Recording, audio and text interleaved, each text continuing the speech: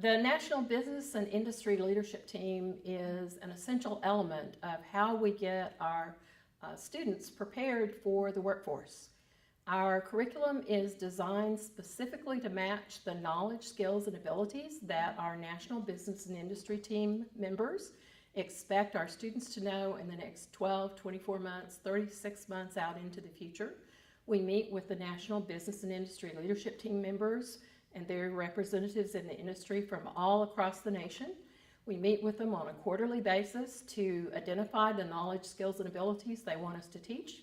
And we also go over our certificate and degree plans with them and get approval from them for what we're teaching.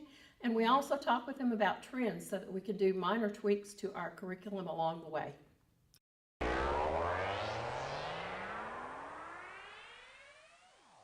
Well, I'm kind of the ringleader. I'm the one that put the BILT together, and I'm the one that invites people to come. Although now I have to say that we have enough of the BILT members that are actively involved that they invite their colleagues. They actually invite people that they run into that they think ought to be added to the BILT as we go along. Plus, too, under the DOL grant, we have expanded our BILT to include different discipline areas. We now not only have a BILT that acts as a leadership team for the networking area or convergence area. We have one for the cybersecurity area, one for the program area, and also for geospatial technologies.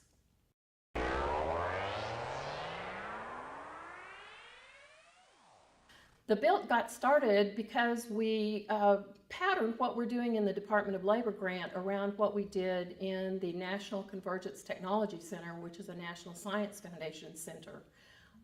When we began the Convergence Technology Center with the National Science Foundation, the information technology industry was in decline. So we worked with the businesses in the North Central Texas region to basically reimagine and redevelop IT for the entire region.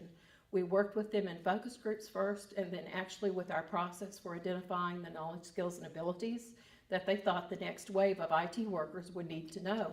The fact that we met with them every 3 months was very effective in getting them to own our program, and the fact that they actually own our program has caused them to be very engaged with us, such that the students, when they graduate, are very readily employable. We don't really have any problems getting them employed once they finish the program.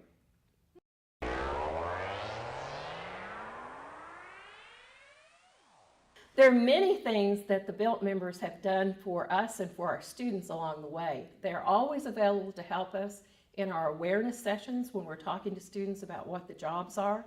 And one of the things that they've helped us with most recently is the virtual internship-externship pilot that we did this spring at Collin College. We know that internships are one of the best ways to help students be prepared for the workforce because, in fact, they get the experience in an internship and often end up working for the very company at which they did their internship. But sometimes students don't have time to do the internship, and sometimes there aren't enough internships to go around. So when we wrote the proposal for the DOL grant, we came up with the idea of having a virtual internship. The way this works is in a project class, the students come together as a project team, and the faculty member is in fact the project lead.